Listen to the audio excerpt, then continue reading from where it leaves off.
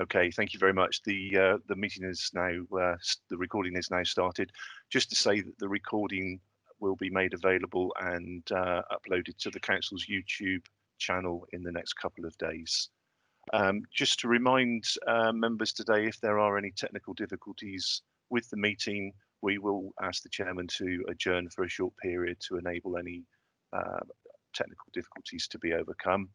And can I just ask you all to remain on mute during the proceedings? If you do need to attract the attention of the chairman to speak, please can you use the chat facility, as the hands aren't always visible, but we can keep a running record and tally of who's registering, who's requiring to speak at the meeting. And the format of the meeting will be as per the agenda published. And I'll now hand over to my colleague, the monitoring officer, Melanie Wellman, to conduct the normal roll call. Thank you very much, members. Thank you very much, Andrew. Good afternoon, members. When I call out your name, I'd be grateful if you confirm that you're present and that you can see and hear, please. Starting with Councillor Barber. No, Councillor Barber? Okay, Councillor Bayliss, please. I've just had a message from him. He's struggling to get in. Okay, I'll come back to Councillor Bayliss. I'm just going to try and get him in. Okay. All right, thank you. Councillor Betty. Good afternoon, Councillor Anthony Betty, Kings Isle Ward, and I can see and hear everyone. Thank you. Thank you. Councillor Bolt. Yes, Brian Bolt, can see and hear the whole meeting. Ward member for Cannington and Wemden. Thank you. Councillor Bradford, please.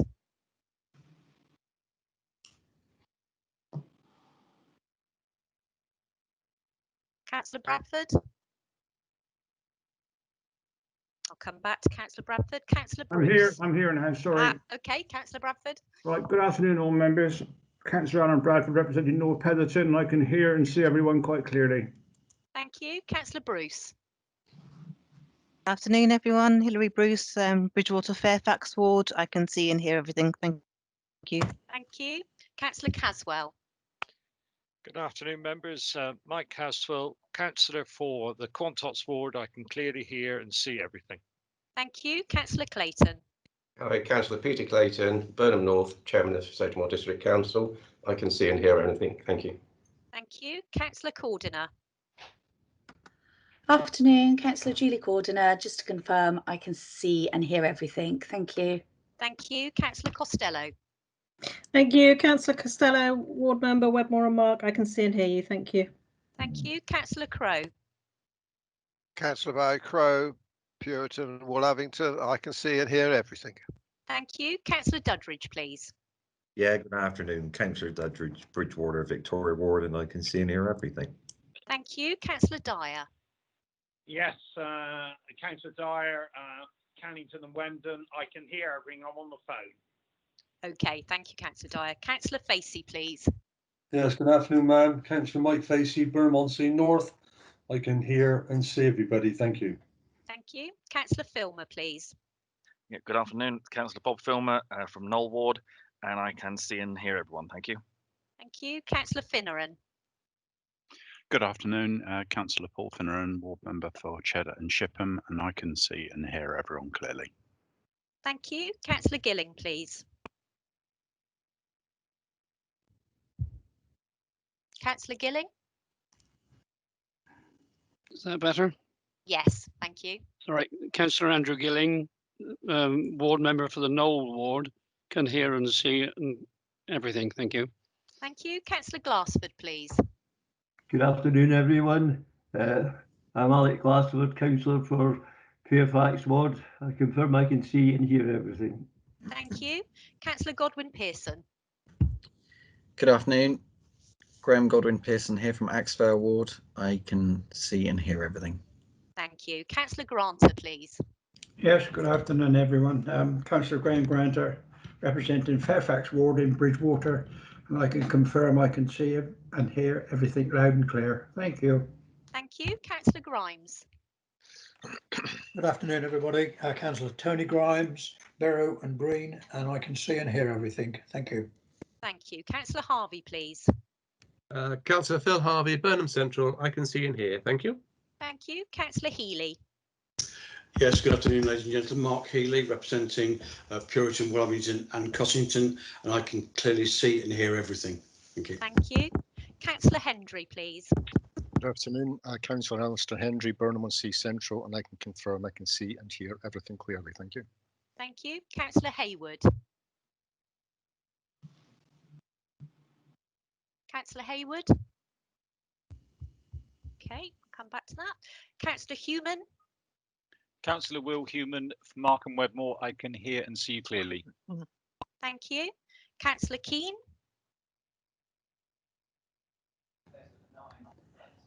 Councillor Keane. Good afternoon, Councillor Janet Keane, Highbridge and Burnham Marine. I can see and hear everything.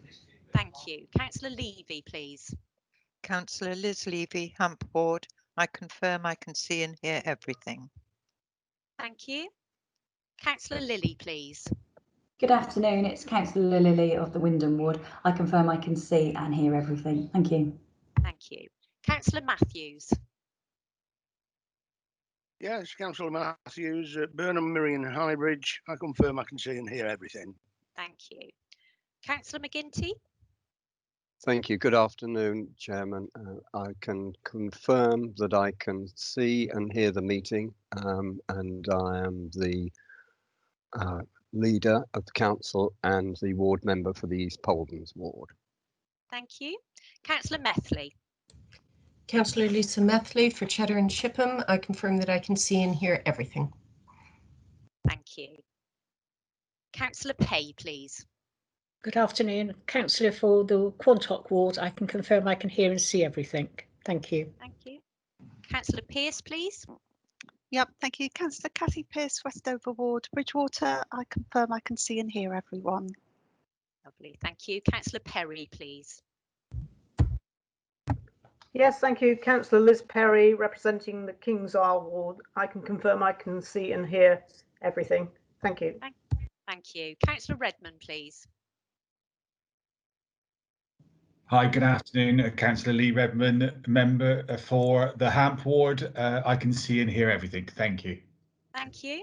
Councillor Revens.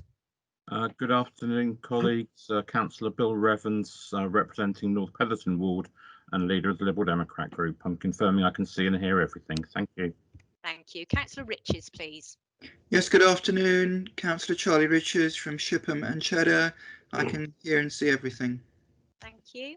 Councillor Rodriguez, please. Yes, Bridgewater, Dunware, and I can see and hear everything. Thank you. Thank you. Councillor Scott. Yes, thank you. Good afternoon, everyone. It's Councillor Liz Scott here from the Axevale Ward, and I can confirm I can see and hear everyone. Thank you. Thank you. Councillor Slocum, please. Good afternoon, Councillor Jill Slocum, Deputy Leader and representing the Wyndham Ward, and I can see and hear everything. Thank you. Thank you. Councillor Smedley. Yeah, Councillor Brown Smedley, leader of the Labour Group, representing Westover Ward. I can see and hear everything. Thank you very much. Councillor Wong, please. I've had a message from Councillor Wong. He's probably going to be delayed because of work things on his own policies. Okay, thank you very much. Councillor Woodman.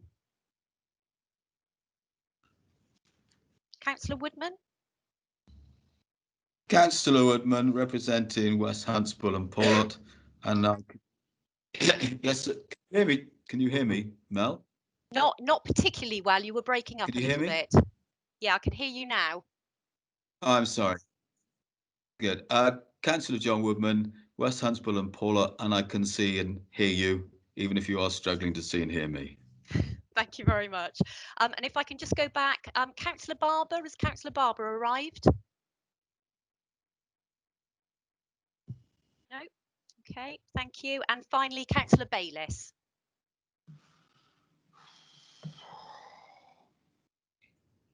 No, Councillor Bayliss. Okay. Thank you, Chairman. I think that's everybody. Yeah, thank you. We have some officers to introduce, if I could go through them. Alison Griffin, please. Good afternoon, Chairman. Yes, Alison Griffin, Chief Executive, and I can see and hear all of you perfectly. Thank you. Thank you. Doug Bamsey. Good afternoon, members and Chairman, Chief Director. I can hear and see everything. Thank you. Thank you. Bob Brown.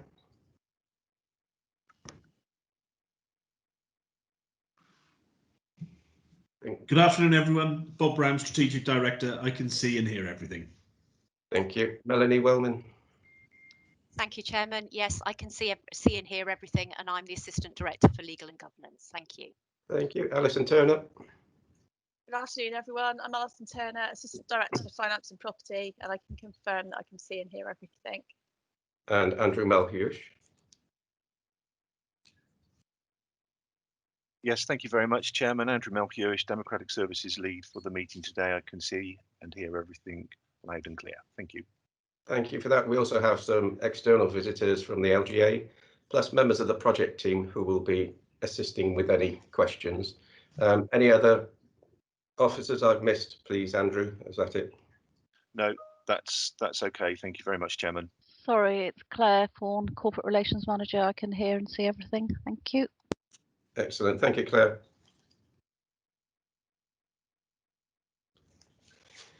Right, we'll move on to the agenda proper. And again, just a little mention, if you could actually put in the message board if you wish to ask any questions. Thank you. If we could take apologies, please. Yes, Chairman. Apologies received today from Councillors Bartlett, Kingham, Gibson, Hayward, Barber, Wong and Mo. Thank you. Thank you. No other apologies, members? No. Okay. We'll go on to declarations of interest. I need to declare a personal interest as a member of Somerset County Council. There are other Somerset County councillors with us today, and I have a list. You have to declare that yourselves, so I'll go through the list if we could. Bill Revens, would you like to declare an interest? I would very much like to declare an interest as a member of the Somerset County Council. Thank you, sir. Thank you. And Councillor Lee Redmond. I thought we declared this, Chair, and it's all written. Why would we have to declare it again? But I'm happy to declare it. It's a bit of a pointless exercise if it's written and we declare it as our registration of interest. There is a specific item on the agenda which is affected by today's proceedings, so I think that is the reason. Melanie, could you help? Yes, members should actually declare it publicly, so that obviously if anybody member of the public is present, they may not have seen the declaration of interest, so it is important that members declare it. Thank you. Councillor Bob Filmer. Thank you, Chairman. Yes, I also declare an interest as a member of the County Council. Councillor Mark Healy.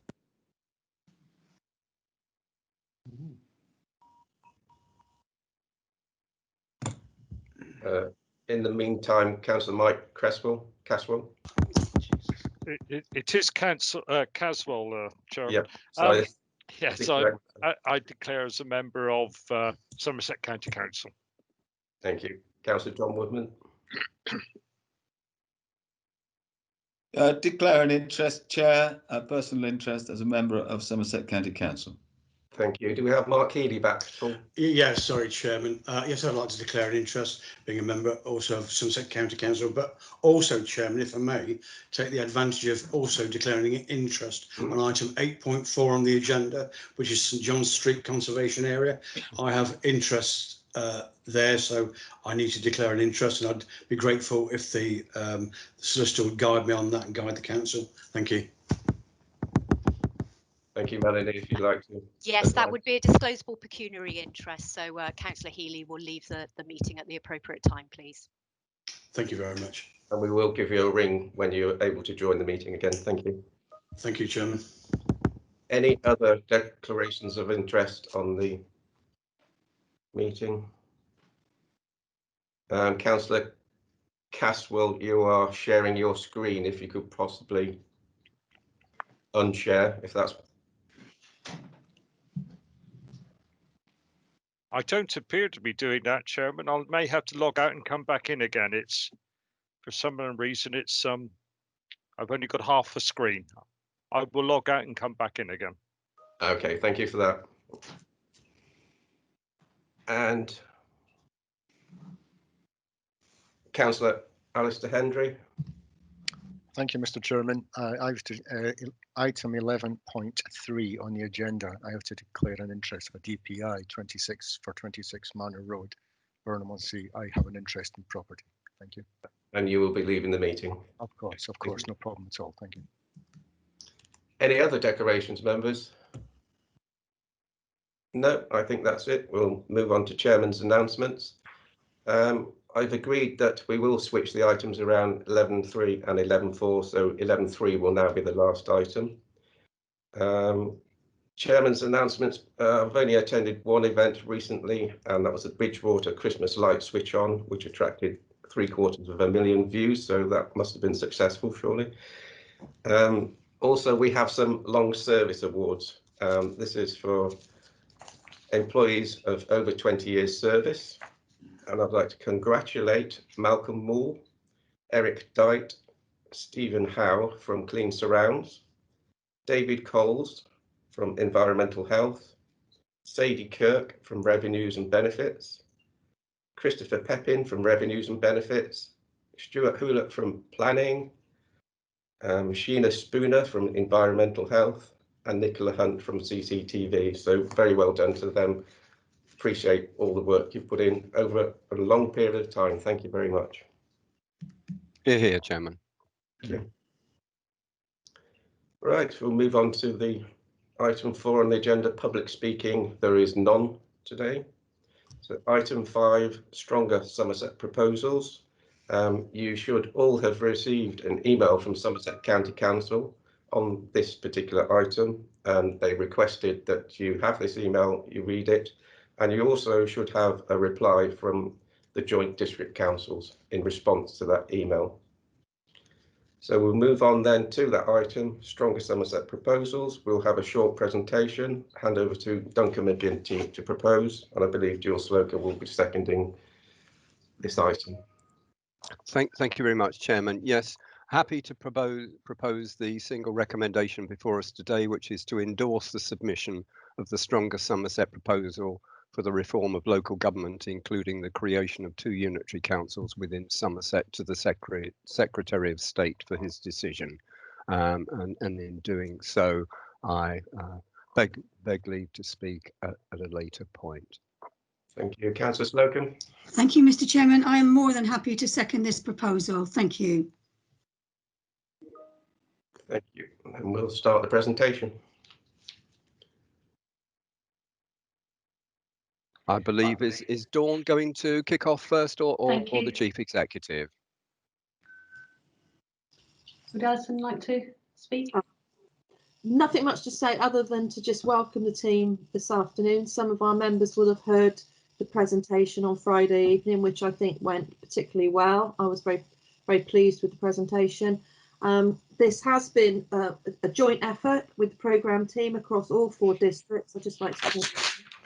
And we have the theme leads here today to present on the changes that have been brought forward between the outline business case and business cases for you today. So I won't say any more at this stage. I'll hand over to Dawn, and I may have to come back later if there's some questions. Thank you.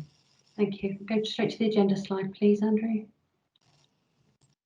So we'd like to cover for you this afternoon a recap on why we've needed to change while we've been part of Stronger Somerset, inform you where we've developed the proposal since you last saw it as an outline business case, provide you with the assurance that we've been thorough in our work while we've taken the case to full proposal, kind of clarify the timetable if all authorities approve today, and then actually, sorry, we won't take questions. They will be passed to the leader and the chief exec. Without further ado, I'll pass you straight into my colleague Jan. Thank you. Thank you, Dawn. So first question, a reminder of why we need to change.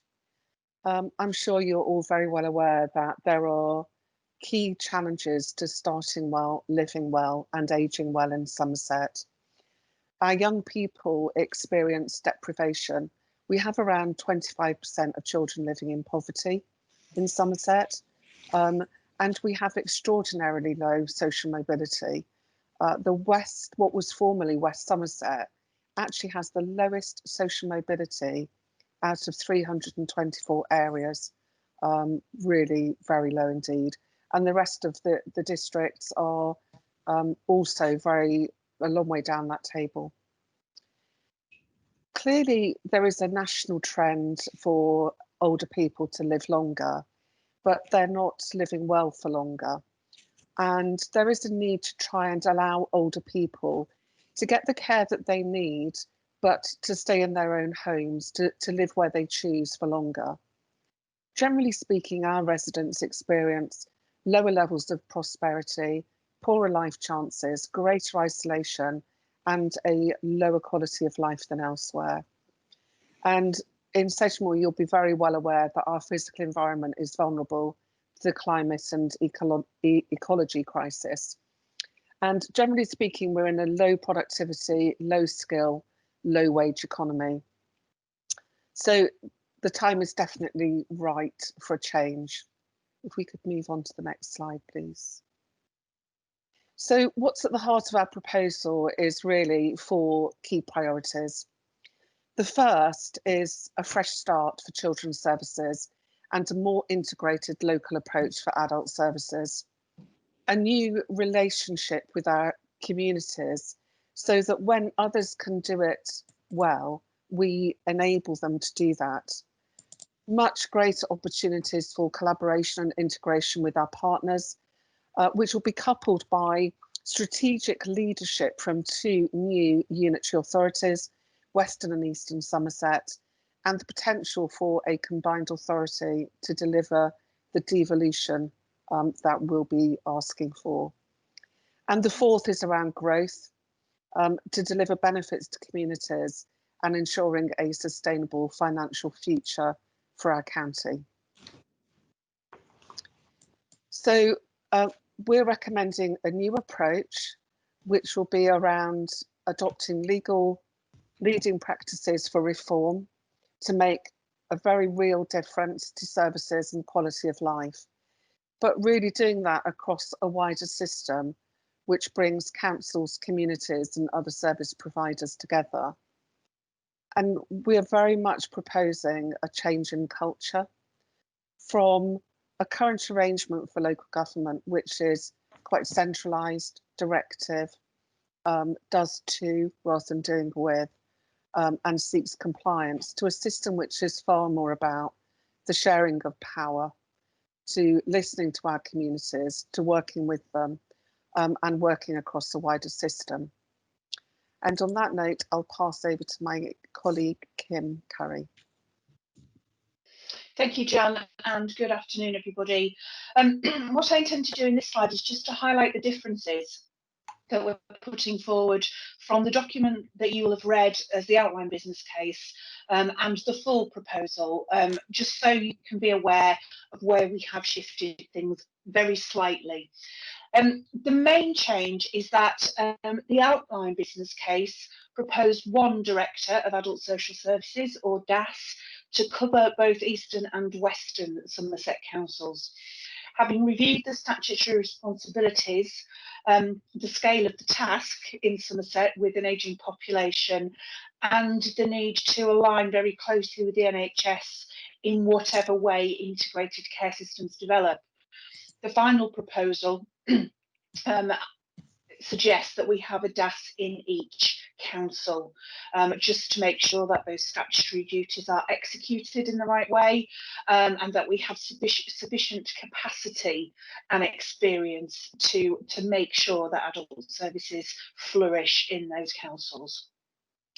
The following 2 elements of change are very similar, actually, and one's around the Safeguarding Adults Board, which is a statutory requirement, and the second is around the Health and Wellbeing Board, again a statutory requirement. And in recognition of the challenges that our partners face in servicing already a significant number of partnership meetings, but also the need for consistency and taking a population health view across the Somerset area, we're proposing that we keep 1 board to cover safeguarding adults and to cover health and wellbeing across both of the councils. But then we look underneath and work with our partners to develop structures which make sure that each council, in fulfilling its statutory duties towards safeguarding and health and wellbeing, has the right structure, firstly to feed information up to the Joint Safeguarding Adults Board and the Joint Health and Wellbeing Board, but also to make sure that practice and consistency are of the highest calibre and quality.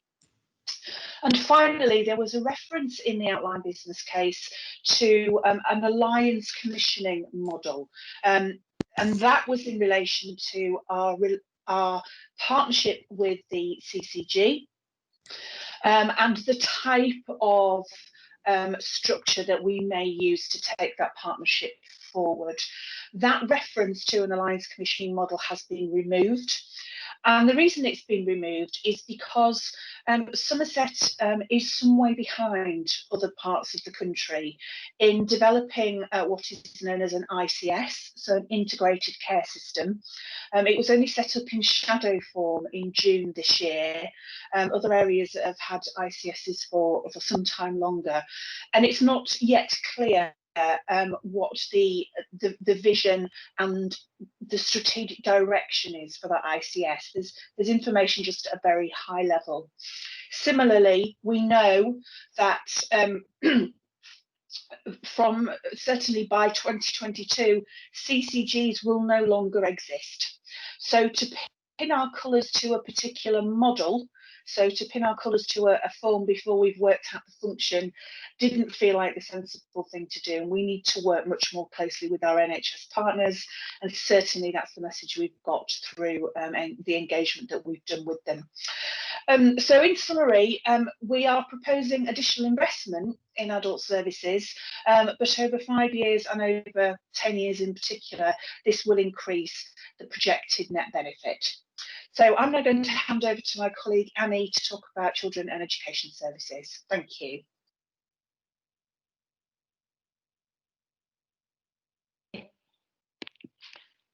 Good afternoon. So yes, so I'm going to take you through the key changes in relation to children's services, and that includes services in relation to education functions. Firstly, I think an important change is that the outline business case focused on children's social care solely. What we've done in the final proposal is to focus instead on the full range of children's services functions that reside within a local authority. So that includes the quite significant duties in relation to education and schools. So that's a really important and key change. And the rationale for that is that it's really important to see children's services, the connections between them and the way in which they all contribute to children's well-being, safety and health. Secondly, the second key change is that we've moved away from talking about children's trusts and are talking instead about an alternative delivery model. So in some senses, that's not that dissimilar to talking about a children's trust, in as much we're still talking about a separate organisation outside of the unitary authorities that will be contracted by the unitary authorities to deliver children's services. And we've moved away from talking about children's trust because that is often seen as implying continued and sustained failure and central government compulsion to establish such a children's trust. I think it's important to remember why we are proposing an alternative delivery vehicle. And there are a number of reasons for that. First and foremost, that it would enable that body, that organisation, to give unrelenting focus on delivering outstanding services for children, to improve outcomes for children across the full range of services. Secondly, it would, as already been said, it would give the new unitary authorities, if established, a fresh start, and thereby to really give greater improvement momentum on the issues that require continued improvement and continuing the improvement journey in Somerset. I think it's also, finally, because there is evidence from elsewhere that very small children's services authorities just struggle in terms of the range of functions that they have to deliver of and not having the capacity to do that. So generally, we've looked at evidence from elsewhere to identify the kind of benefits of such an approach, but recognising as well that there are some risks that would need to be managed. So what it would mean, and this is really important to emphasise, is that the statutory authorities for children's services, and there are very many across children's education, children's social care, early years, youth offending and so on, the responsibility, the statutory responsibility would still remain with the unitary authority. What it would be doing, it would be contracting to the alternative delivery model the delivery of those services. So what we're proposing, this is where there's been some final detailing in the final proposal, is first of all that there would be one lead member for each unitary authority. And this is really important in terms of the democratic accountability issues, which I'm sure you will all be concerned about. And that is a statutory role that is required within the legislation. However, we're suggesting that there should be one Director of Children's Services who would be probably based within the alternative delivery model, but have very clear accountability into both unitary authorities. And there is evidence from elsewhere about how that can work. For example, Richmond and Kingston have combined and have an alternative delivery vehicle, and they have one Director of Children's Services who is accountable to both those authorities. We would probably be looking at an alternative delivery model being a jointly local authority owned company, probably a community interest company, but further work to be done on the precise legal entity. It would deliver the full range of children's services functions. That includes the quite diverse functions about education and schools.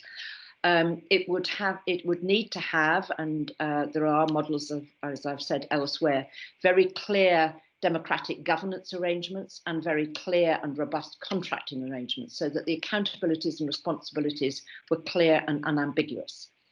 It is likely, though, a lot of this would need to be determined by any shadow authority. It would likely to deliver some services, quite a lot of those services, on a very local unitary authority based level, and some services across both unitary authorities.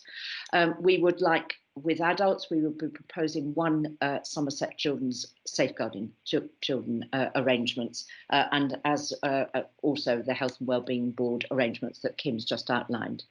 And finally, just to emphasise that further checking and evaluation about the costs of transition into establishing an ADM have been further checked, and we've continued to make the assumption that this would be in the region of £3 million to establish that alternative delivery model. And I'm now going to hand over to Nick Bryant to take you on to the next slide. Thank you. Good afternoon, members. In terms of the combined authority and devolution piece and wider levelling up bit that I've been involved in, there haven't been any substantive changes between the outline business case and the proposal that you now see before you. The key real area of development and iteration of the proposals really is around the combined authority, where we have identified 7 potential devolution themes, areas which we would like to explore to secure either the devolution of power, budget or other responsibility from government. I'm not going to read them all out to you now, but suffice to say, these are the areas which we feel are likely to be important in Somerset to help us to sort of level up our economy and level up for our people. The only change that I will specifically draw your attention to is that the detailed proposal now clarifies that the combined authority itself can only be established following the creation of new unitaries, and the proposal now reflects this explicitly. So I will now pass across to Dara and Max to talk through locality. Thank you. Thank you. Good afternoon. With regard to communities and localities, a bit like Nick said, there's no fundamental changes, so substantially similar to how it was in the outline proposal. What we've done, based mainly on engagement, is evolve the thinking a bit. So what we've got here is just a few elements where we've got a bit more information, a bit more thought process taken place.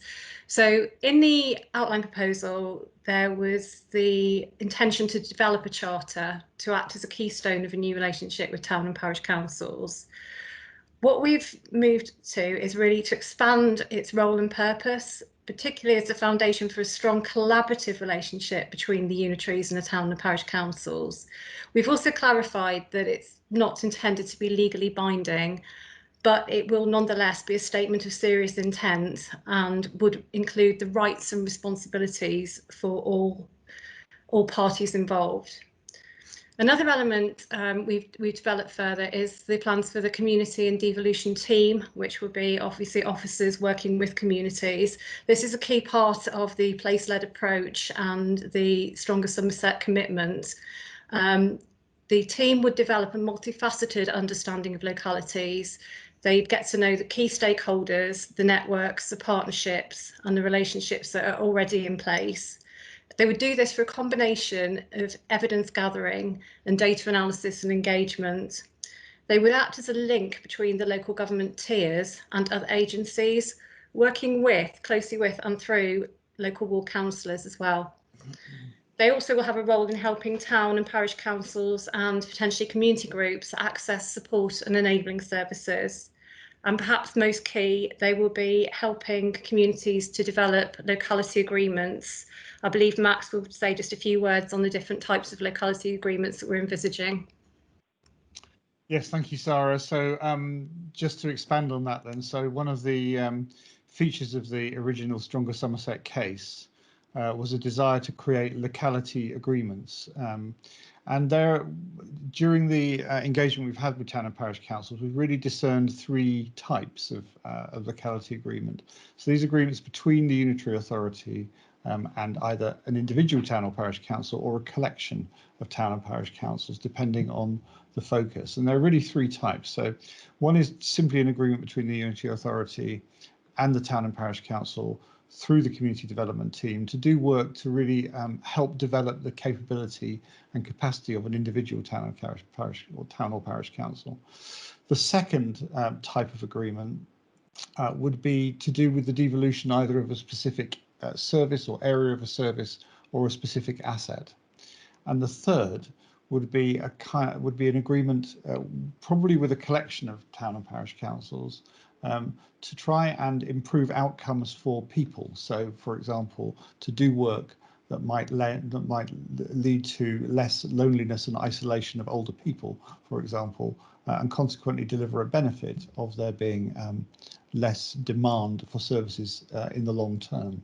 So that's a kind of an example of an agreement that one might make. The whole key to the locality agreement element is to make sure that there is a clearly identifiable benefit as a result of the agreement itself. As I said, that this may be with individual town or parish councils, or it may be with collections of them. And so we've also gone on through our engagement to explore the establishment of community networks.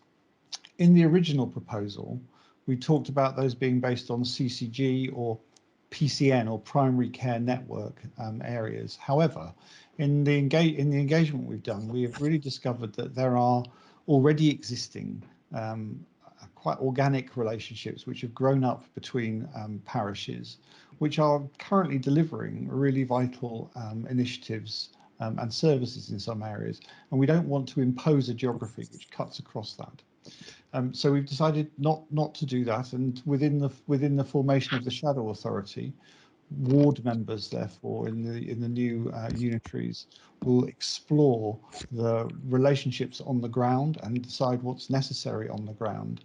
And so you may therefore we may therefore support currently existing or emergent networks of towns and parishes to do particular things. And they may also relate to the primary care network area, which we'd also intend to support. So it's about supporting two different types of community network rather than just basing it on health service boundaries. The final piece of exploration we've done is there's been an acknowledgement by the towns and parishes that it's really important that to take anything on, they have both the resourcing and the capability to be able to take new responsibilities on if they want to. And one of the ways that we were going to test that capacity and capability was to use the award of the National Association of Local Councils Quality Standard Award. However, looking into that in more detail, it doesn't feel like it's necessarily fit for that purpose. We're aware that NALC is developing a new standard, and we will work therefore alongside town and parishes councils over the next year or so in order to develop a better set of criteria which are acceptable to everybody. And then finally, in terms of new or changed assumptions, I think all that's really emerged from the engagement with town and parishes is that the nature of the locality agreements will vary east and west because the needs are different east and west, and the resources available are different east and west. So we fully expect through this activity different things emerge in the eastern and western unitaries, and that kind of sensitivity to local conditions is a fundamental element really of the Stronger Somerset proposal. And so with that, I'm going to hand over to Richard now, who's going to talk to you about the finance arrangements. Yes, good afternoon, members. I'm Richard Bates, Section 151 officer at Mendip District Council, and I've been leading the finance work stream for the full business case. I previously was at Dorset County Council up until their local government reorganisation, so I do have some sort of relevant recent experience. We have kept the changes in the final business case to a minimum, but there's two areas I particularly like to highlight to you. First of all, we've updated the transition costs, particularly around redundancy, bearing in mind the Dorset experience, which had much higher redundancy costs than we'd originally modelled, and we've included them now within the net present value calculations as well. And then secondly, as Kim has already described, adult services have made some changes to their assumptions, so those have obviously also been updated into the financial model. You'll see from the table on the right-hand side that we've set out both in terms of the costs and the benefits of the various different options. In terms of transition costs, the cost to implement the proposals, actually very similar between option C, Stronger Somerset, and option D, One Somerset proposals. And in terms of the actual the costs and benefits that will be realised over the next 5 or 10 years, you'll see the direct benefits are slightly higher in terms of a single unitary proposal, but actually I think our case in terms of Stronger Somerset becomes much more beneficial in terms of looking at the indirect costs and benefits, and you'll see that they are substantially more because our proposals are reformative than they are for the single unitary proposal. So overall, the net present value for Stronger Somerset is actually greater than the single unitary proposals. That was all in terms of finance, and I can hand over now to the communications team. Thank you.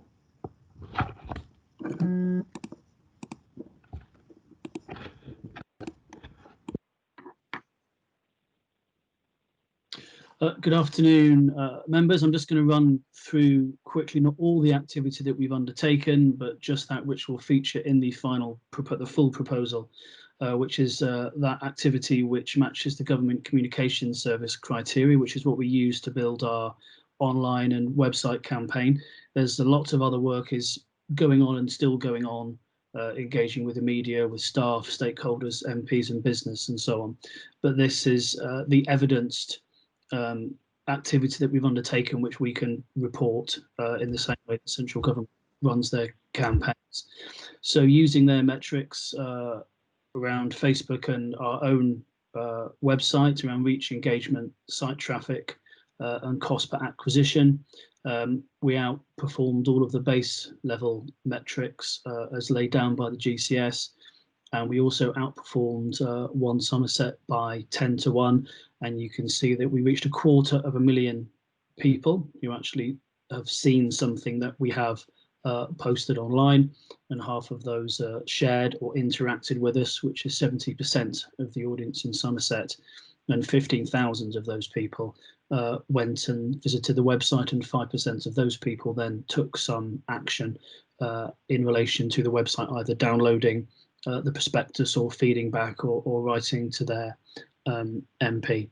So that will be extremely useful evidence of how we have engaged with and commanded good local support, as the sentiment figures that are attached to that suggest 80% support for our case and 20% are opposed. And I shall leave it at that for today. I shall hand on to, I think it is Melanie. Thanks very much, Robert. Good afternoon, members again.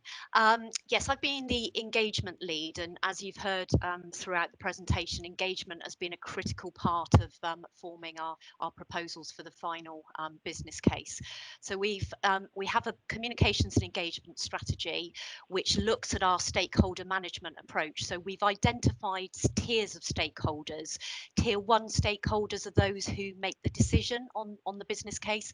Tier 2 are those that will influence the decisions, and tier 3 are those that will have an interest in the outcome of our proposal. We've identified various stages of our engagement. So when we issued the initial business case, we were in the present phase, which was really about getting the word out there, making our stakeholders aware of the existence of that business case.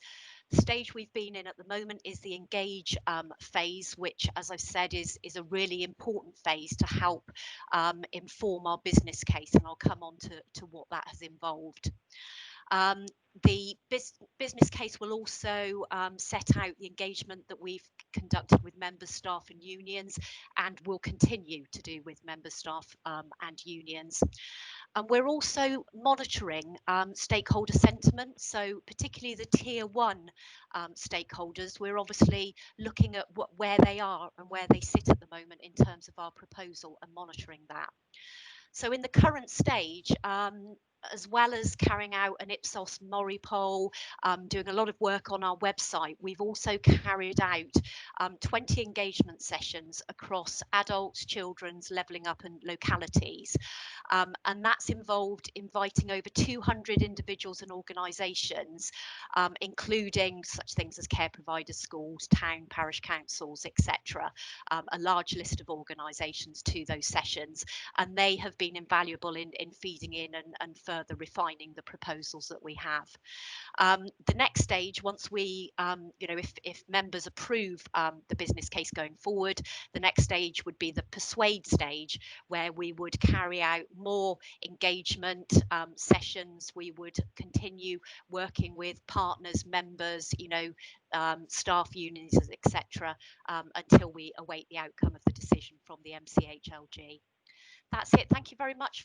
That's all from me. I'll just hand over to Nick to talk about the Ipsos Mori. Thank you. Can we go to the next slide, please?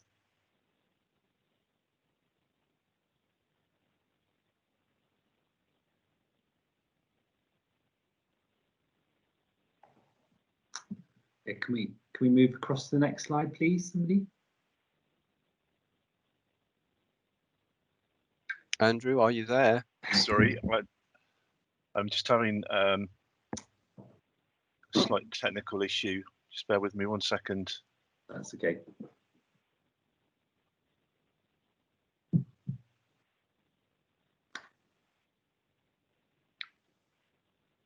While we're doing that, can we confirm that Councillor Bayliss is now with us, and can you see and hear everything?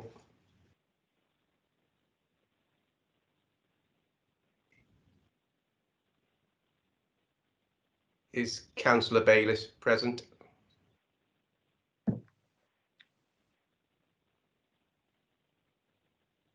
And Councillor Polly Costello, are you back with us?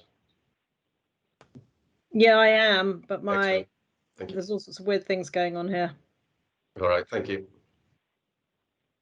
Brilliant, thank you. So yes, and I could have talked to this, but I wanted to talk to the slide so you could see the figures. So as some of you will know, we undertook a 2,000 respondent telephone survey. We felt that was really, really important to kind of gauge public sentiment towards local government reorganisation and specifically support for Stronger Somerset. There were samples taken from each of the 4 districts, 500 to be exact. And on the principal question about which of the 4 options for local government reorganisation they favoured, you can see the results there, but essentially no change garnered 23% of support, greater collaboration 27%, Stronger Somerset at 29%, and One Somerset at 15%. When we then pushed those people, that had indicated a preference for no change into a decision between or a preference between Stronger Somerset and One Somerset, you see that by a ratio of almost 3 to 1, they favoured Stronger Somerset. The results also showed strong support for localism and devolution, which is of course central to the proposal that's before you. And critically, there was a good deal of support for the notion that there were distinctions between Eastern and Western Somerset. So I think at that point I will pass on to Dawn to talk about quality assurance. I think to the next slide. Thank you. We just wanted to recap on how we've controlled the quality as we've gone through and built the proposal. And these are just some of the examples that we've used. You've heard from Max this afternoon, and Max's role has been to make sure that he's been our critical friend and made sure we've worked nationally, looking at all of the options and making sure that we're reaching all of the right tier 1 and bringing his expertise on having reached people and places in this way before, which we've all found very helpful. We've also sourced specialists who work at national level in their field, and again you've heard from two today, and Max, sorry, I beg your pardon, in Annie and Kim, who have both held the responsible and accountable posts that they are now designing and putting forward to us. They also work very closely and have done with our proposal with the Social Care Institute for Excellence, and in Kim's case with the ADASS Directors for Adults and Social Services as well. We chose Ipsos Mori to run our poll. Obviously they're world class, they bring credibility to our results, and they will only run a poll that will be fair and statistically sound, and that was very important to us. We have used PA Consulting, who are also on the call with us today, who have brought rigour and content to our business case and actually lead the way in writing this sort of business case, and they actually train the Treasury in being able to do so. So they've been extremely helpful to us. And then your authorities have nominated your specialist dedicated staff so that we can all work on this and work on our fields together. And one more slide, please, Andrew. Thank you. And just finally, a recap on the timetable. All 4 authorities are meeting today with their full council decisions. The deadline for us to submit our full proposal to the Secretary of State is next Wednesday, the 9th of December. The Secretary of State will carry out a consultation. We believe that to be in the new year, but that's to be advised. That's up to the Secretary of State to decide. And also we believe we'll be involved in further work with the Secretary of State while they look at our proposal, ask us further questions, and maybe ask us to work in some areas to further work up our proposal. Our current working assumption is that the Secretary of State will make a decision before summer recess in 2021. Thank you all very much. I will hand you back to the chairperson. Thank you. Thank you very much for that. Very informative. Thank you for all your hard work. We've got a couple of speakers. Does any other officers want to add anything before I move on to the speakers? Nope. Then Councillor Bill Revens.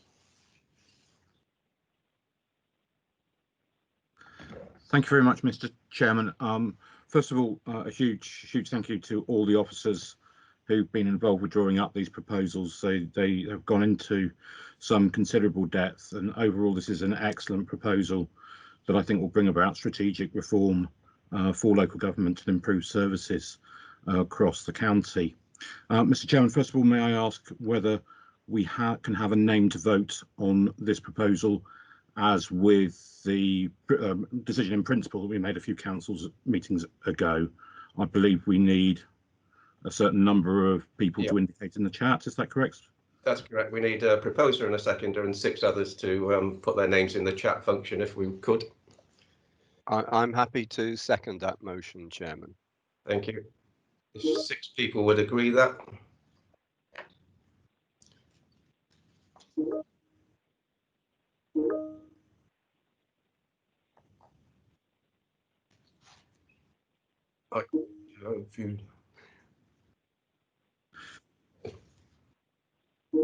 Yeah, I'm sure that's 6, I think, by now. Thank you. Yeah, thank you.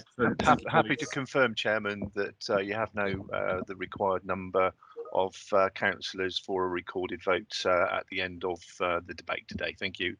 Excellent, thank you. Thank you. Any other comments, Councillor Evans? Yeah, absolutely. We will be supporting this today. We see this as a huge step forward for local government in Somerset, that we've got strategic reform that brings about devolution and localism, which contrasts very strongly with the One Somerset proposal, which we've seen, which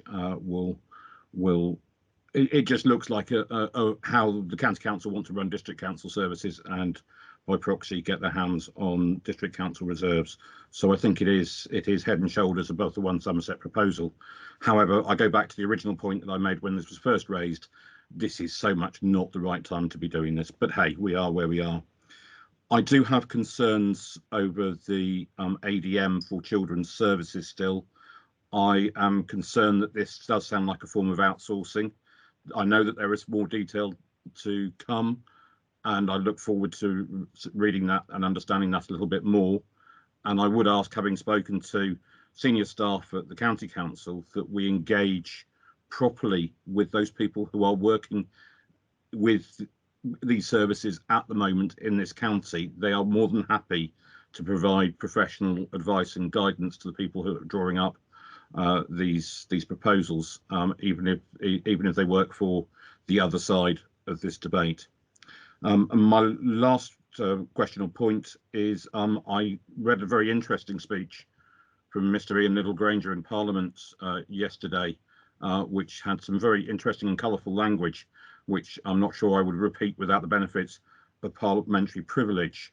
However, I did notice in it that he was delivering a letter to the Secretary of State from Councillor McGuinty as leader of this council, and it seemed to suggest that he was in favour of some sort of return to a historic Somerset, which I might have some sympathy for, but I was just wondering whether we could have a little bit more detail on the contents of that letter and why that move has been introduced at this stage.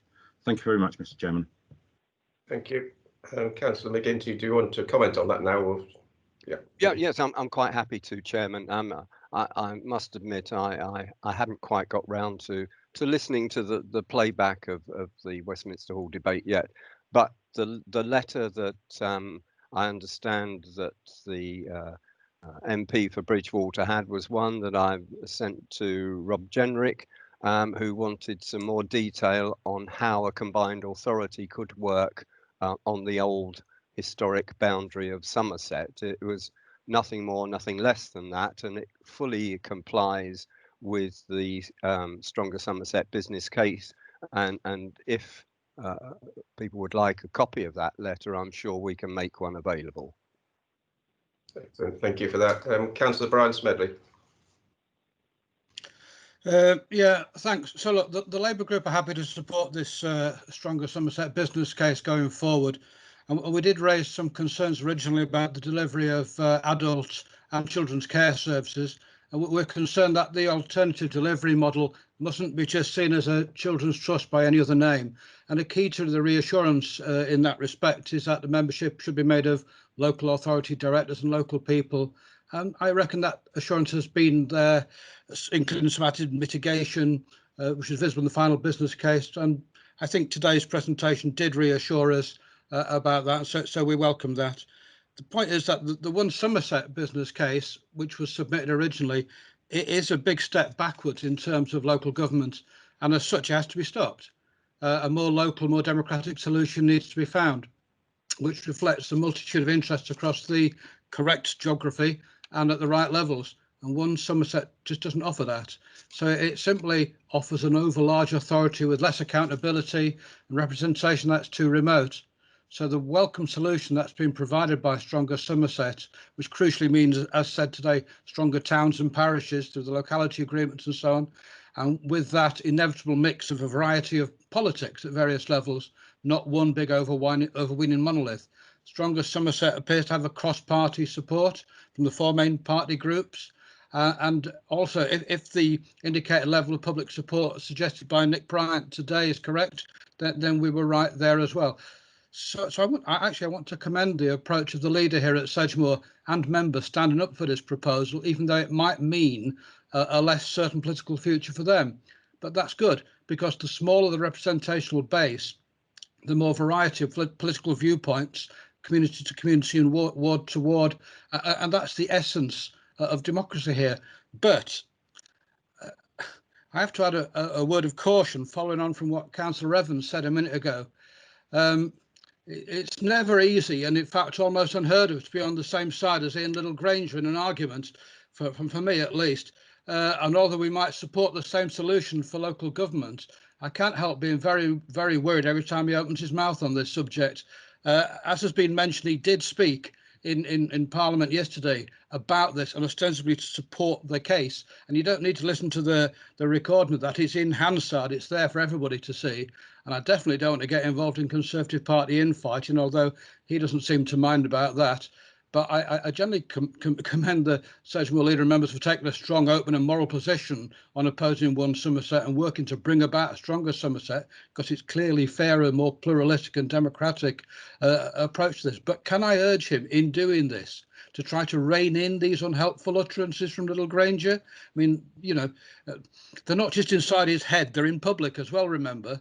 And I'm pretty sure I'm similarly not covered by any parliamentary privilege, which seems to result in the abuse and insulting of his opponents here, particularly the leader of the county council, who we may oppose politically, but I don't think bears comparisons to historic fascist sympathising traitors. And recalling the role of Albert Pierpoint, the hangman, in all this does not help our case. And please have a word.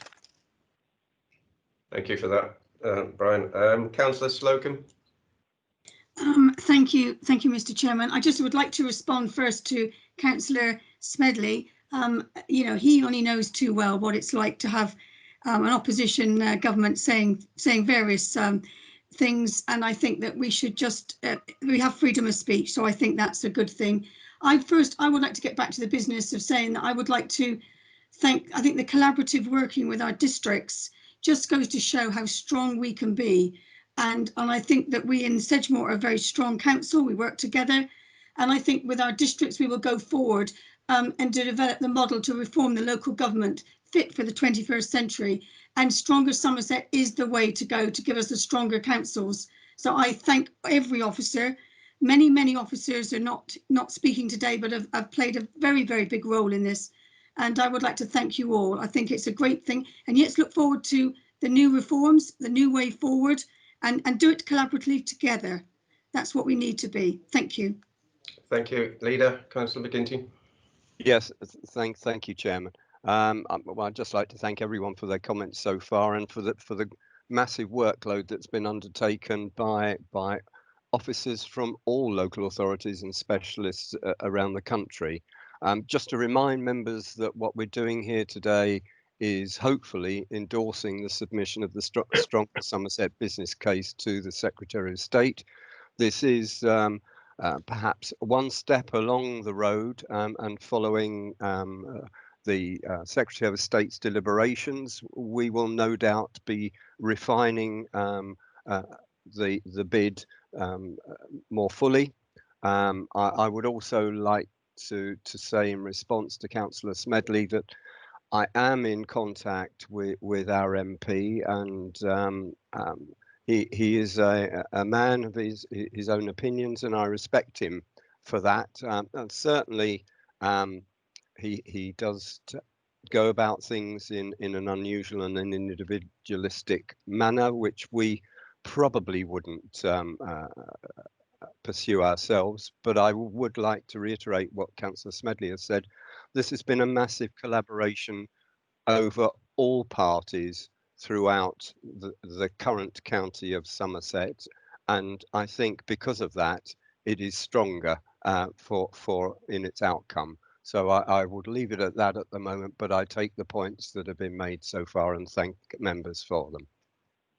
Thank you. Do you wish to say anything else before I go to the vote, Leader, or is that it? No, I would just like to say again, thank you to all our members for their input, and thank you to the specialists in their fields from all local authorities within Somerset for their hard work. And I know they'll be taking hopefully a breather over the weekend. But unfortunately, I feel sure that back on Monday or Tuesday, there will be mountains of work to continue on the road to a stronger Somerset future. Thank you, Chairman. Thank you for that. It will be a recorded vote with a proposition to endorse the submission to the Secretary of State. If I now ask for a roll call again, if you could, Melanie and Andrew. Thank you, Chairman. Members, when I call your name, please can you confirm that you've seen and heard the debate and indicate whether you're for, against or abstaining. Councillor Bayliss, has Councillor Bayliss arrived? No? Okay, thank you. His phone number is actually on the list of participants, so I'm a little bit confused as to what's happening, whether there's a technological error there. Okay, well, I'm sure Councillor Bayliss will let us know if he can hear anything. Okay, Councillor Betty, please. I've heard and seen the entire debate and I'm for. Thank you. Thank you. Councillor Bolt. Seen and heard the entire debate and I'm for. Thank you. Councillor Bradford. I've seen and heard the entire debate and I'm for. Thank you. Councillor Bruce. I've seen and heard the entire debate and I'm for. Thank you. Thank you. Councillor Caswell. I've seen and heard the entire debate and I'm for. Thank you. Councillor Clayton. Seen and heard the entire debate and I'm for. Thank you. Councillor Cordiner. Seen and heard the entire debate and I'm for.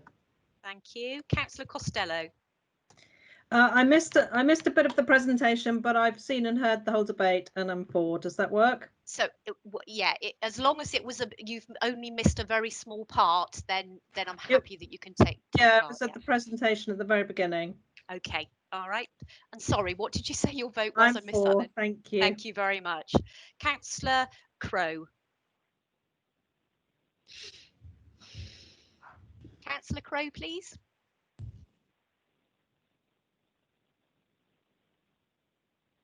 I'll come back to Councillor Crowe in a moment.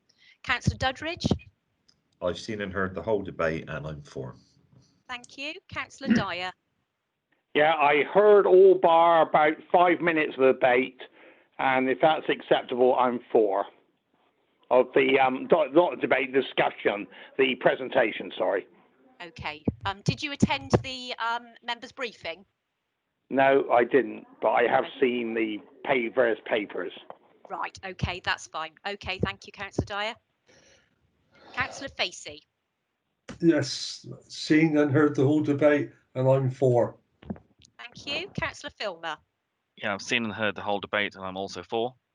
Thank you. Councillor Finneran. Yes, I've seen and heard the whole debate and I'm in favour. Thank you very much. Councillor Gilling. Councillor Gilling.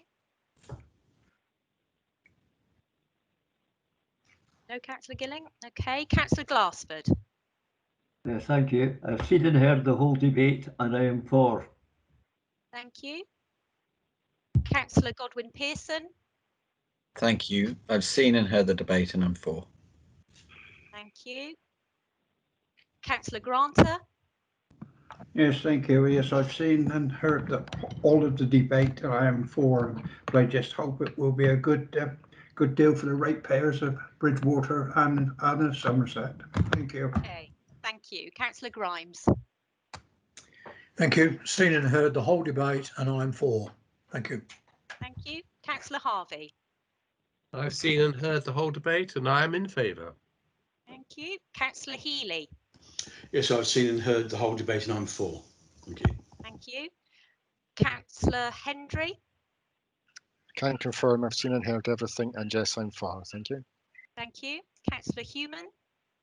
Yeah, I've seen and heard everything and I'm in favour. Thank you. Councillor Keane. Thank you. Yes, I have seen and heard the whole debate and I am for. Thank you. Councillor Levy. I've seen and heard the whole debate and I'm for.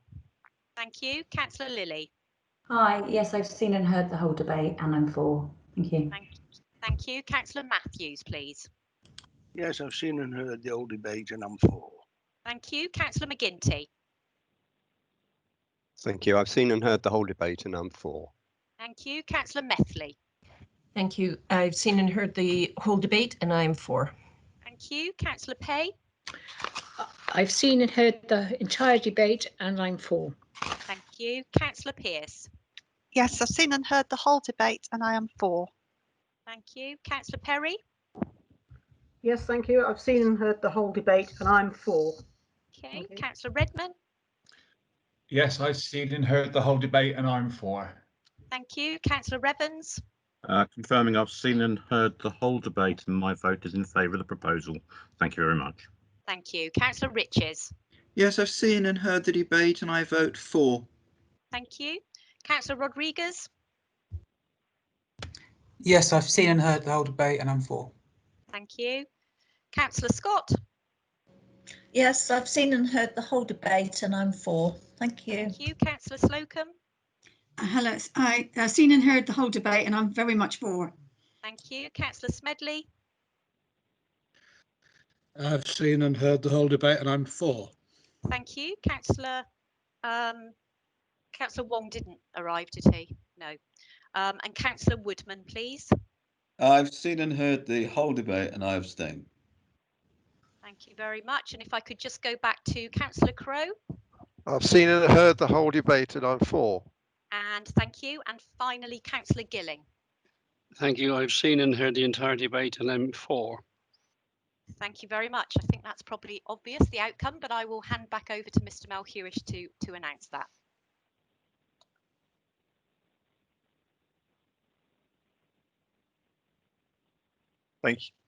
Thank you very much, members. Yes, I'm pleased to say that that decision is carried by a majority of votes and 1 abstention. Thank you very much. So the recommendation that's been carried is to endorse the submission of the Stronger Somerset proposal for the reform of local government, including the creation of 2 unitary councils within Somerset, to the Secretary of State. Thank you very much, Chairman. Thank you for that, everybody. We'll move on to item 6, the appointment of returning officer and electoral registration officer. Councillor McGinty, leader. Yeah, thank you, Chairman. Members will have the report before them. The recommendation is that Bob Brown is appointed as the returning officer and the electoral registration officer for Sedgemoor District Council to ensure legislative requirements are met, and that this decision will be revisited at a time that the post of chief executive is filled in the new year. I would just like to say the reason for this report is we have elections next year. The chief exec has chosen to retire at what would be halfway through the process in the run up to the election. So for the sake of clarity and continuity, the decision before members is to appoint Bob Brown to lead us as returning an electoral registration officer through this process, so that there is security for the council through it, and I commend it to the council. Thank you. Councillor Slocum. Thank you, Mr. Chairman, and I'm very happy to second that recommendation. Thank you. Any other comments before I put that to the vote, members? No. Is anybody abstaining or against that proposition?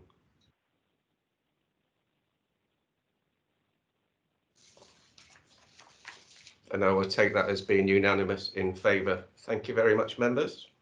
Andrew, could you confirm that? Thank you very much. Yes, I can confirm that the 2 recommendations in the report were unanimously carried to appoint Bob Brown as the returning officer and electoral registration officer to ensure that legislative requirements are met and to revisit the decision at a time that the post of the chief executive is filled. So that's confirmed. Thank you very much. Thank you. Moving on then to item 7, recommendation from the Independent Remuneration Panel. Andrew Melhuish. Yes, thank you very much, Chairman and members. I'm just going to give you a quick overview of the recommendations that came from the panel. The Independent Remuneration Panel, which is made up of members of the local community, and they sit and consider a great deal of evidence. And this year they also took evidence from the leaders of the groups and also chairman of some of the committees as well. There was also a member survey on allowances during September and October, and that feedback helped them to reach the conclusions. They've made 2 recommendations relating to the scheme for paying allowances to members, and those are for 2021 to 2022 municipal year, is to award a 2.75% increase on the basic allowance. This 2.75 that the panel concluded was in line with the recent local government pay award, and it's a recommendation that the independent panel have been kind of putting to you as members in previous years. So they felt that they wanted to see the allowances to members increased by the same rate that members of staff had their increase as well. So that results in a rounded up allowance for the next municipal year of £4,790. And then obviously the various multipliers for the special responsibility allowances are set out in the paperwork that you have before you. One other thing that they took into account was obviously with the current arrangements in place where you are now effectively working and using your home as your place of work. They wanted to award for the current year, so that's from the 1st of April 2020 to the end of March 2021, the ability for members to be able to receive a claim of a non-taxable allowance to support home working, and the rates again are set out in the report before you. There were no other recommendations or changes to the scheme of allowance in respect of any of this travel or subsistence. They felt that they were still fit for purpose for the coming year, and we'll meet again in 2021 to again review allowances and come back to you with their recommendations. That's it from me. I'm happy to answer any questions that there may be around the scheme of allowances, and then leave it for members to debate. Thank you. Thank you. Any questions for Andrew before I bring in the leader of council? No. Councillor McGinty. Thank you, Chairman. I don't normally like to speak on the deliberations of the Independent Remuneration Panel because they are exactly that, an independent remuneration panel, and they make their recommendations based on the evidence. But since the report was originally issued and that they met, there has been a freeze on local government or public service increases in salary for the next financial year. Which I have to say I'm not comfortable with, and I don't agree with. We have already budgeted according to the negotiated settlement, and I will do whatever I can within my power to make sure that our staff are rewarded for what has been a particularly difficult time for all of us, and I will make that a priority in the coming months in order to find a way that we can justifiably remunerate them for that additional work. I would also like to say that thank you to the Independent Remuneration Panel, and just to point out to members that their findings are generally retrospective and therefore not going against the public pay sector freeze at this time. Members have asked me, why is it that we are being compensated for working at home, and why is that being treated differently to officers? I would say that in applying, officers can apply for a tax-free amount of £6 or £8 during this current time against their annual tax bill. Unfortunately, this option is not available to members because we're not considered to be in full-time employment, although some of us may well think that we're probably in more than full-time employment. But the only way that members can be compensated for the additional costs is by this route, and I'm grateful for the Independent Remuneration Panel recognising that. Equally, I'm happy to answer any questions and take any comments that members may have, but I am comfortable in supporting their recommendation. Thank you. So you are proposing the recommendation, and could I have a seconder? Councillor Slocum? Thank you. Thank the leader very much for giving such a detailed explanation there, which I think has helped us all, because we all obviously feel the same way. But thank you very much. I'm happy to second the recommendation. Thank you. We'll go to the speakers then. Councillor Brian Smedley. I don't intend to speak against the report that's come back from the independent panel, because it's quite right that they've approached it in that way and they make these recommendations and they come back to us. I just want to clarify with the leader there. Obviously, we similarly are unhappy about the proposed government pay freeze, but on the condition that they will be treated fairly in this review in terms of the amounts offered. We'll support this, and also in terms of that working from home allowance as well. That in the next round of discussions they will be considered to be other ways of getting that allowance rather than go through the complex tax scheme. Thank you. And Councillor Bill Revens. Yeah, first of all, I just want to thank the leader for his comments about the pay freeze and looking at ways to mitigate the impact of that on our staff. Our staff have done phenomenal service over incredibly difficult circumstances of having to deal with the COVID-19 situation, as well as having the situation of local government reform thrust upon us as well.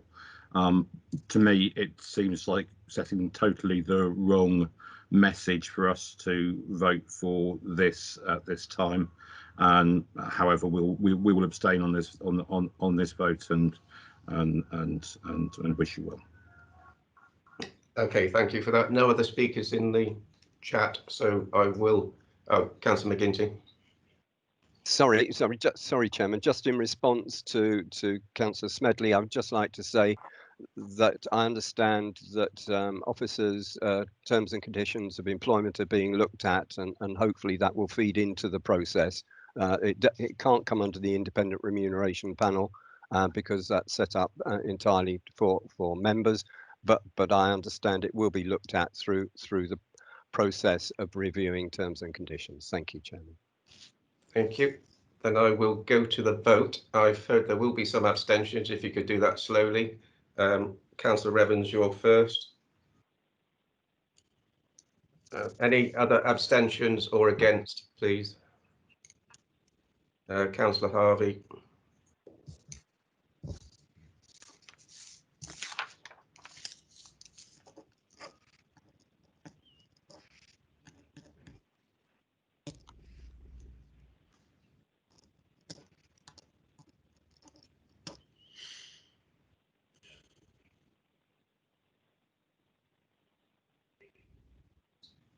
Councillor Charlie Richards, sorry.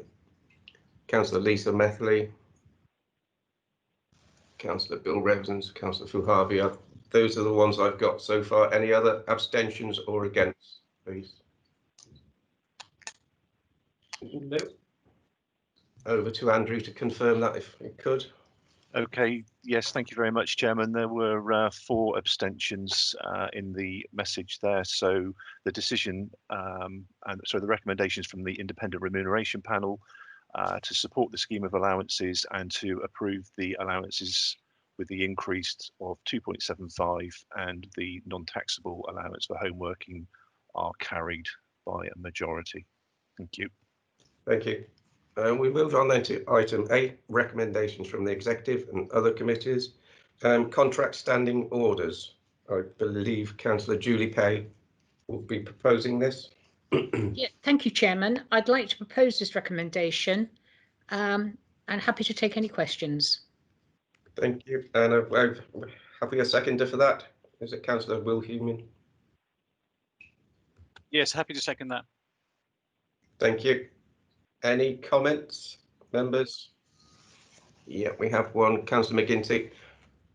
Thank you, Chairman. I'd just like to point out that a number of these recommendations were from committees in 2019. I would just like to give a small explanation for that, as in with the advent of COVID and the restrictions on council meetings at the beginning of the lockdown period, it was not possible to bring these reports sooner. And also with the weight of other business that we had to deal with at the time. So I apologise for that. So this is just tidying up on 4 of these or 3 of these items for members' consideration. Thank you. Thank you. Any other comments? Can't see any. Then I will take the vote. Anybody wishes to abstain or vote against this? No. Thank you, Andrew. Okay, thank you very much. That's a unanimous decision. So the contract standing orders are approved. Thank you. And 8.2, amendments to the Constitution. Again, Councillor Julie Pay. Proposal. Again, thank you, Chairman. I'd like to propose this recommendation, items 1, 2 and 3. Seconded by Councillor Human again. Yes, I so second. Thank you. Any comments? Anybody wishes to abstain or vote against, please?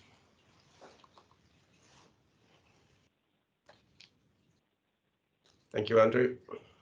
Yes, thank you very much. So the 3 recommendations approving the amendments to the scheme of delegation to the Development Management Code of Good Practice and to update the responsibility for executive functions are unanimously carried. Thank you very much, members. Thank you. Item 8.3, homeless and rough sleepers policy. And this will be Councillor McGinty, please. Thank you, Chairman. I've no hesitation in supporting and proposing the recommendation to adopt the policy, and in doing so thank the Homelessness and Rough Sleepers team for all their diligent work during the past few months. Thank you. Thank you. Councillor Slocum. Thank you, Mr. Chairman. I concur with the leader's sentiments, and I'm happy to second that recommendation. Thank you. Thank you. Any debate, members? Any comments? No. Thank you, Andrew. Thank you very much. As there have been no abstentions or anyone voting against, the Somerset Homelessness and Rough Sleeper strategy is approved. Thank you. Thank you. 8.4, St John Street Conservation Area. Councillor McGinty. Thank you, Chairman. I'd just like to propose the recommendation that's before us. It gives us some protection with an area of outstanding architecture in many areas, and gives us a degree of control over what should and what should not take place in this area. And I understand that Councillor Healy is indicating speaking. I think Councillor Slocum needs to come in first. I'm happy to second that recommendation. Thank you, Chairman. Thank you. Councillor Healy. Yeah, if I may, Chairman, item 8.4, I've already stressed that I've got an interest, therefore I should leave the room. Thank you. We will call you to bring you back in. Thank you very much. Any comments from any members? No. Thank you, Andrew. Thank you very much, members.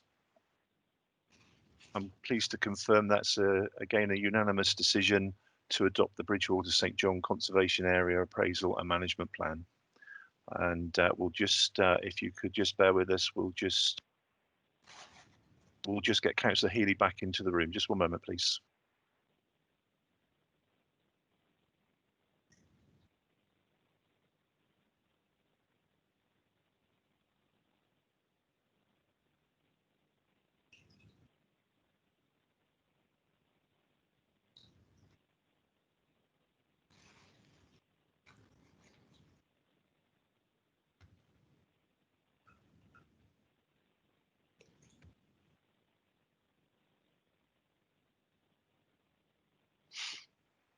Councillor Healy, are you able to confirm that you're back in the room? Thank you.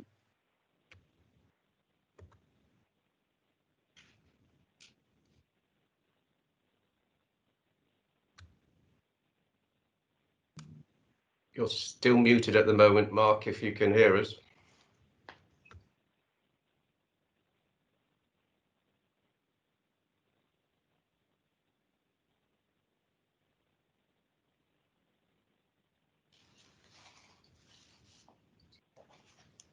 We'll continue to work to bring him back into the room, Chairman. There are sufficient members present in the room to continue, so if you wish to proceed. Yeah, I'll do that. Thank you. 8.5 financial regulations. Councillor Julie Pay. Again, thank you, Chairman. I'd like to recommend this proposal, which is to approve the updated financial regulations. Thank you. Seconded by Councillor Human again. Yes, sorry, I keep forgetting to unmute myself. I am seconded. Yes. Thank you for that. Any comments, members? No. Anybody wish to abstain or vote against this, please?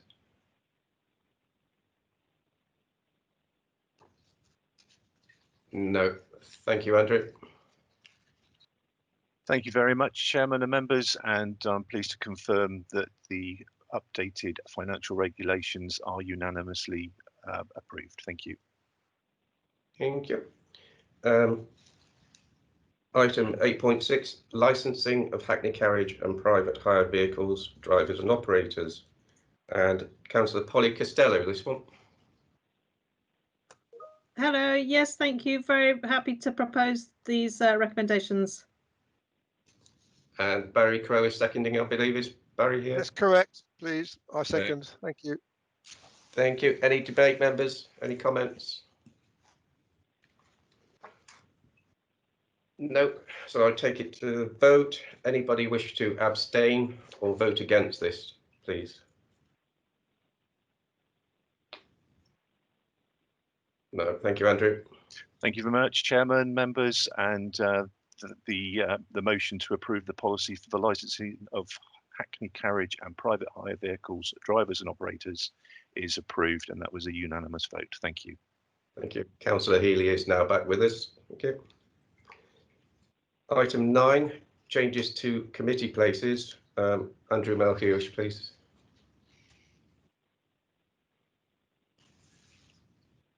I've been kept very busy this afternoon. Thank you very much, members. We've received from the Labour group a number of changes to committee places. You will see there for corporate scrutiny and community scrutiny, and also to a change of the chair for the community scrutiny committee. So I'll hand over to members to propose and second that. Thank you. Thank you. Councillor Smedley. Yeah, thank you for this. Just visibly reshuttling before your very eyes. We just like to change a few personnel, as is the convention within the council, that the leading opposition group is able to do that. That Councillor Cordner and Councillor Pearce become part of the corporate scrutiny committee, and that Councillor Bruce moves to the community scrutiny committee, and that Councillor Bruce takes on the role of chair of that committee. This is largely to do with time commitments and workloads for people. So just hope you'll understand that and approve that formally through council. Excellent. Thank you. Councillor McGinty, you're seconding that? Yes, thank you very much, Chairman. I'm happy to second that. Thank you. Any debate, members? Any comments? Does anybody wish to abstain or vote against these changes, please? No. Thank you, Andrew. Okay, thank you very much, Chairman, and members. I'm pleased to confirm the changes to the Corporate Scrutiny Committee and the Community Scrutiny Committee as previously stated, and they again were unanimous. Thank you. Excellent, thank you. Item 10, members' question time. Questions with notice, there are none. 10.2, questions without notice. Any comments, please, members? If you could put it in the chat if you wish to speak.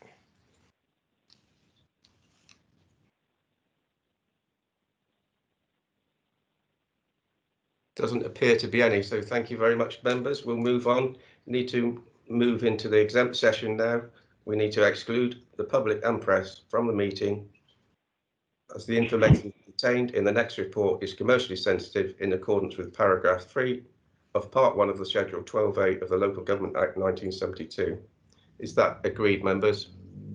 Agreed. Agreed. So moved. Agreed.